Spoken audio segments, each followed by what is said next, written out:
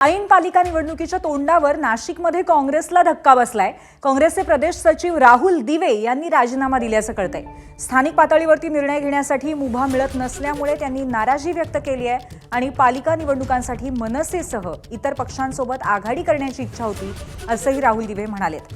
भाजप किंवा शिंदेंच्या शिवसेनेसोबत जाण्याची कार्यकर्त्यांची इच्छा आहे असंही त्यांचं म्हणणं आहे। पक्षांनी स्वातंत्र्य द्यायचं नाकारलं आणि आज अशी परिस्थिती आहे की आमचे अनेक कार्यकर्ते मंडळी म्हणत होते की काँग्रेस पक्षामध्ये मग आपण जर राहायचं असेल आणि जर आपलं ऐकणार नसतील, आमच्या मताप्रमाणे जर महाविकास आघाडी होणार नसेल तर आपल्याला ह्या ठिकाणी थांबलं पाहिजे। सगळ्या कारणामुळं नेत्यांच्या ह्या निर्णयामुळे आज मला राजीनामा द्यावा लागत आहे। एबीपी माझा, उघडा डोळे बघा नीट।